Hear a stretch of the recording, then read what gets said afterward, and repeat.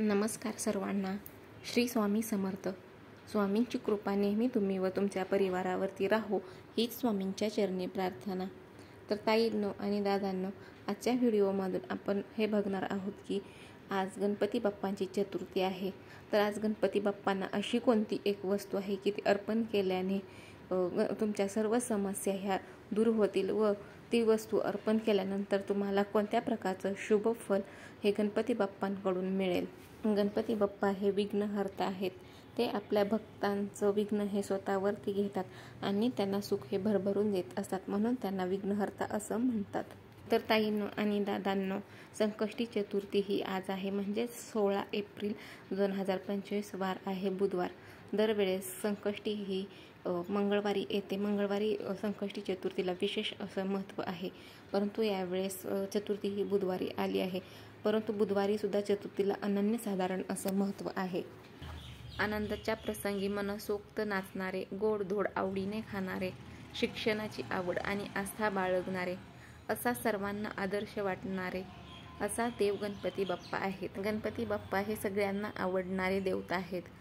ते सगळ्यांना आवडतात.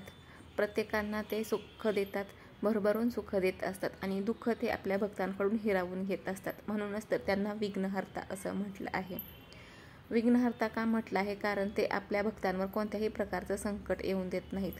आलेलं संकट ते स्वतः हरण करतात आणि आपल्या भक्तांना विघ्नांपासून वाचवतात. म्हणूनच त्यांना विघ्नहर्ता असं म्हणतात. कोट्यावधी गणेश भक्त हे या दिवशी उपवास करत असतात, या दिवशी व्रत करत असतात. व्रत केल्यामुळे विघ्नहर्ता हे लवकर शुभ फल देतात.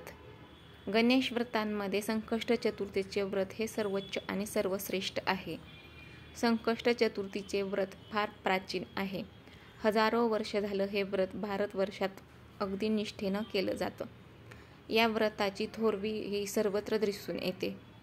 परंतु या धकाधकीच्या जीवनात आणि प्रत्येकजण हा आपल्या कामामध्ये आणि आपल्या जीवनामध्ये व्यस्त झाला आहे.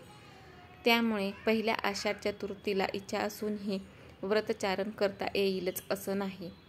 त्यामुळे या दिवशी बाकी काही नाही जमलं तरी तुम्ही गणपती बाप्पांना एक गोष्ट ही आवर्जून अर्पण करायची आहे. तर ताईंनो, बुधवारी केलेल्या विशेष गणपती पूजन भजन नामस्मरणाला खूप जास्त महत्त्व आहे. महादेव आणि पार्वती देवींचा पुत्र गणेश प्रथमेश मानला गेला आहे. कोणत्याही कार्याची सुरुवात करताना आपण प्रथम गणपती बाप्पांचं स्मरण करतो, हे सर्वश्रुत आहे. साधारणपणे मंगळवारी गणपती बाप्पांचं विशेष असं पूजन केलं जातं. त्याचप्रमाणे त्यांचं नामस्मरण सुद्धा करण्याला खूप जास्त महत्त्व आहे. परंतु बुधवारी केलेल्या विशेष गणपती पूजन भजन नामस्मरण यालाही अनन्यसाधारण असं महत्त्व आहे. बुधवारी गणपती बाप्पांच्या पूजनामध्ये गणपती बाप्पांना त्यांच्या आवडीचा नैवेद्य अर्पण करा. हे नैवेद्य अर्पण करत असताना गणपती बाप्पांना आवडणाऱ्या वस्तू गोष्टी अर्पण केल्यास ते अगदी शुभ आणि लाभदायक ठरू शकतं. त्याचप्रमाणे गणपती बाप्पांच्या पूजनानंतर गणपती बाप्पांना आवडणारे जास्वंदाचे फूल वाहा आणि लाडू किंवा मोदक यांचा नैवेद्य दाखवा. लाडू किंवा मोदक नसतील तर गोडाचा नैवेद्य दाखवा. तसेच गणपतीचा ओम गण गणपते नमः हा मंत्र 108 वेळा किंवा जितका शक्य असेल तितक्या वेळा म्हणा. त्याचबरोबर गणपती बाप्पांना बुधवारी गणेश पूजनात दुर्वा अर्पण करणं महत्त्वाचं का आहे? तर गणपती बाप्पांना बुधवारी दुर्वा अर्पण करणं हे शुभ आणि फलदायी आहे.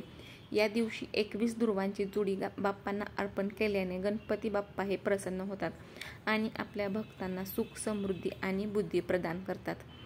त्याचबरोबर धार्मिक पुराणांमध्ये गणपती बाप्पांना बुद्धीचा देवता मानलं गेलं आहे. याशिवाय दुर्वा अर्पण केल्याशिवाय गणपती बाप्पांची पूजा पूर्ण होत नाही आणि पूजेचे पुण्यसुद्धा लाभत नाही.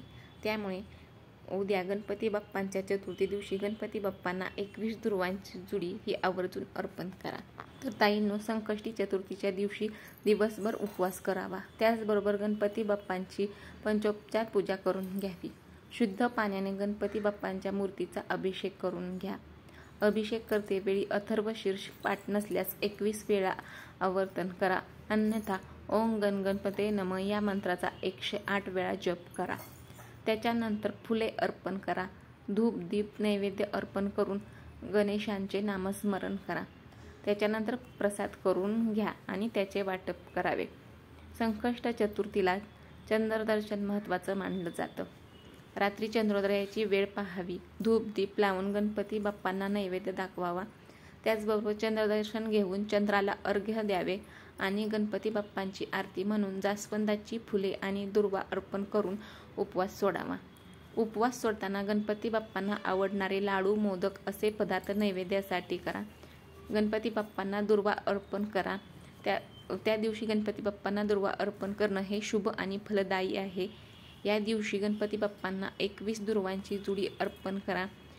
त्यामुळे गणपती बाप्पा नक्की प्रसन्न होतील आणि भक्तांना सुख, समृद्धी आणि बुद्धी प्रदान करतील. त्याचबरोबर दुर्वा अर्पण केल्याशिवाय गणपती बाप्पांची पूजा ही पूर्ण होत नाही आणि पूजेचे पुण्यसुद्धा लाभत नाही. त्यामुळे आवर्जून गणपती बाप्पांना 21 दुर्वांची जुडी अर्पण करा.